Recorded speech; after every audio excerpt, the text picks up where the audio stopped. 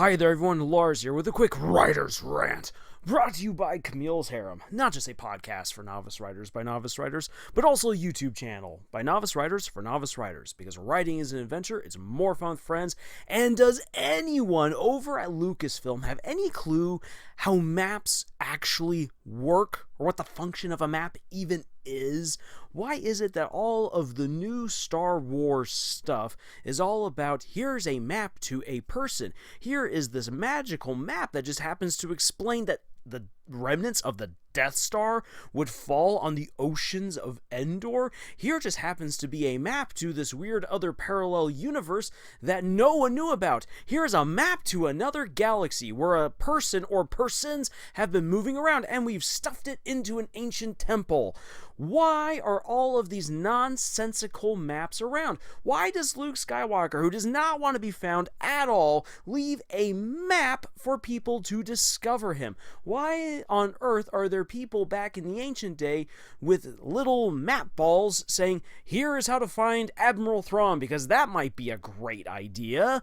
It makes no sense. This shouldn't be brain surgery or rocket science, but apparently it is. Here's what we need to say. A map is there to help you understand a certain location.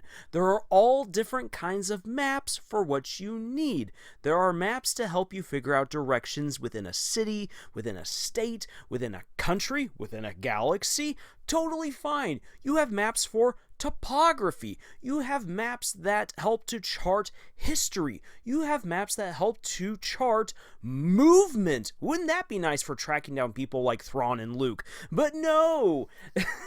Apparently the writers have no idea how to have maps for people that move, which is actually a difficult thing to create, but they are indeed something that is there based on patterns that can be observed. Maps are made through meticulous work in order to make sure that you have accurate coordinates, accurate directions, accurate descriptions, and the likes for whatever you're looking at in order to help people understand where they are going.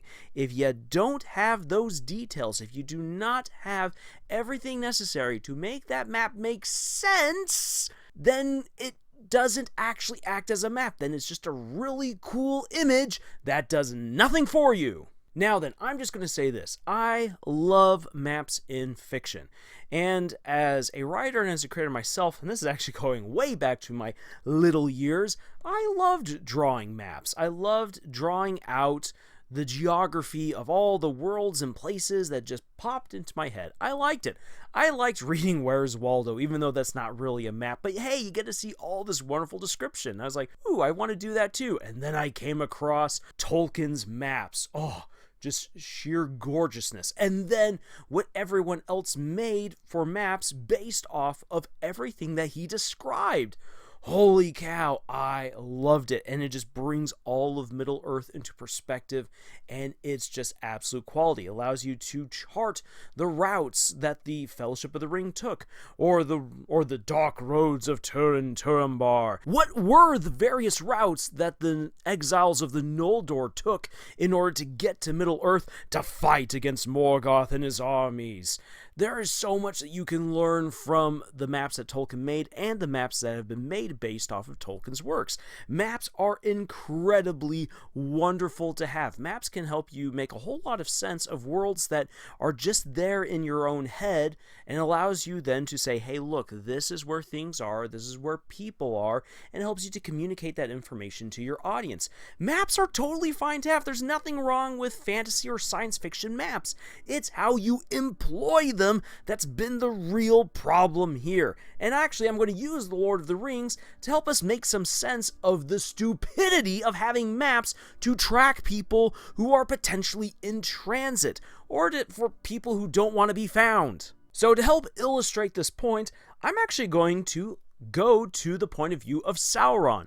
For most of the Lord of the Rings trilogy, Sauron is this big flaming eye that views Middle-earth and takes in all the information necessary to orchestrate his great war to conquer the entire world, and also to find the Ring-Bearer.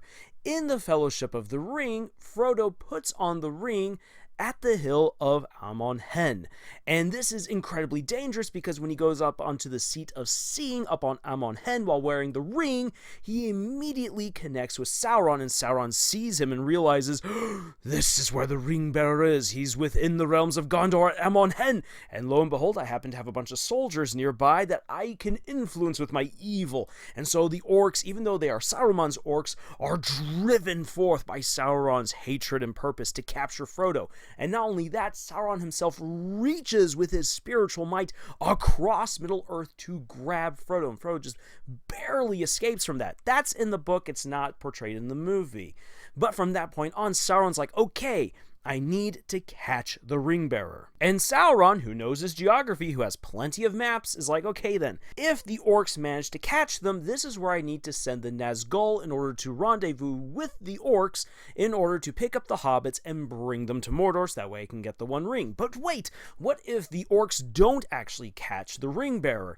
He might then escape. Well, the river blocks him in, so he will be captured upon the western shore. But if he escapes on over to the eastern shore, aha, that means that he must cross then through Emyn Muil, which I can then send the ring wraiths into Emyn Muil and to the Dead Marshes to intercept the ring bearer along the few known paths through those regions.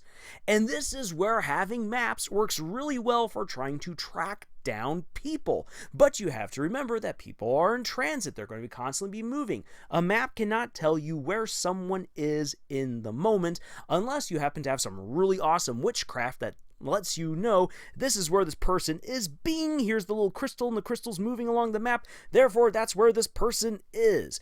And if you do decide to create a map that does that, you need to explain what exactly is going on here. And that's one of the big problems with the Star Wars franchise right now, is that where there should be explanations given, there is none given. And instead we get really stupid explanations for things that we didn't really care about. Like, I want to know, how on earth did a Sith blade figure out that there would be a wrecked Death Star on the Endor Sea, and boom, if you hold it up just right, everything aligns, and that will lead you to the special chamber? Honestly, you could really quickly answer that by simply waving your hand and saying, there was a really powerful Sith who once upon a time had a prophecy and crafted this blade based upon that prophecy. Boom, there you have it. Or like finding someone on a map. I have this witchcraft that I can use, and lo and behold, I have the hair of this one person. I can use the hair of this person with this one spell, and bing, there's the person moving along the map. It doesn't take much to make sense of your magical whatnots. Now then, I can already hear some people saying, well, Lars, it's the Force, and all these things just make sense. And by the way, what about the Goonies? The Goonies is silly if you think too much about it. None of it makes any sense, to which I will agree and say yes. If you think too much about what's happening in the Goonies, of course it doesn't make a whole lot of sense. But that doesn't actually mean that it wasn't being intelligent. And on top of that, the Goonies is actually funny and entertaining. But to actually look at the whole story of the Goonies, let's think about it right here. Why is there a treasure map to One-Eyed Willie's treasure? Well, One-Eyed Willie and all of his crew are locked inside of a cave that they have to excavate in order to get out and survive. And because they're being hunted by the Spanish, they decide we're going to fortify our prison with all different kinds of booby traps to make sure that anyone who tries to get in is going to get slaughtered on their way in.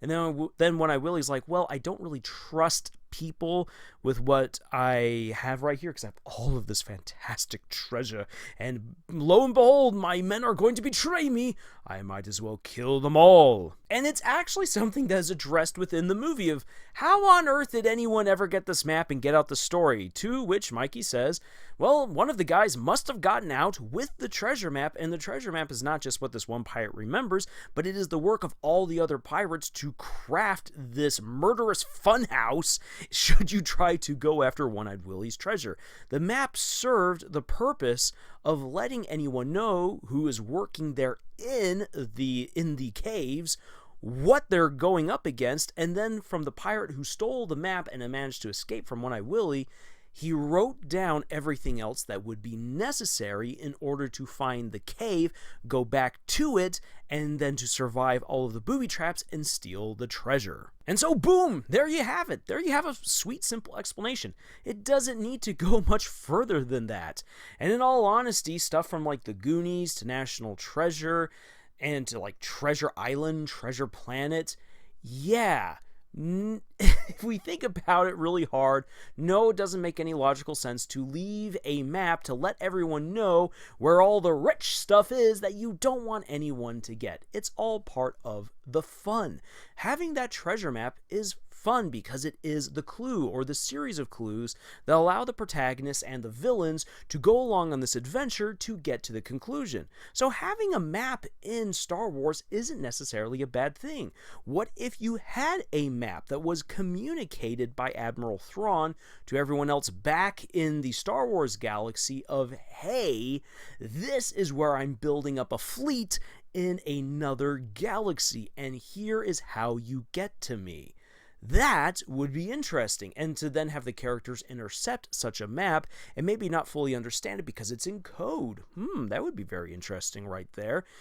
There's so many ways that you could make the idea of a map way more plausible and way more interesting than here just happens to be a map in an ancient temple that talks about people way into the future and doesn't provide anything else. So all we know is that these are people in transit in another galaxy. How are we supposed to get there? Why, again, is there a Sith knife that tells you exactly where to go on a wrecked Death Star of all things on a moon of Endor? If you're going to do something silly, something crazy with any sort of treasure map, yeah, pirates created this treasure map to help you fly throughout the galaxy because only one person could be worthy of the One Piece. Oh wait, I'm getting stuff mixed up right here. Or that one pirate happened to steal the map from One-Eyed Willy and then change it into a proper treasure map so that way you could go back later on and steal his boss's booty. Ooh, look at that nice pirate booty there. Or in the case of National Treasure, well, they had to figure out some kind of way in order to help other people within the Brotherhood of the Freemasons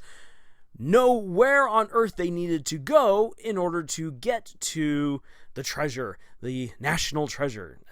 Again, it doesn't really need much of an explanation to make sense of why you have this map. It just needs to make sense.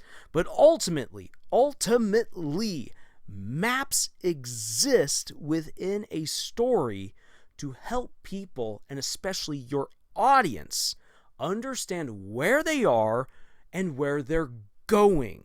If a map does not serve that function, why on earth is it in your story? Whew, so there you have it, my rant. I really need to get that off my chest because this is so dumb. So dumb. Why are these people getting paid so many thousands of dollars and they don't even know how to use a map? Oh, well, okay. In any case, if you'd like to support authors who are honestly trying their best, then please check out the books that we've published. Links for them are in the description below.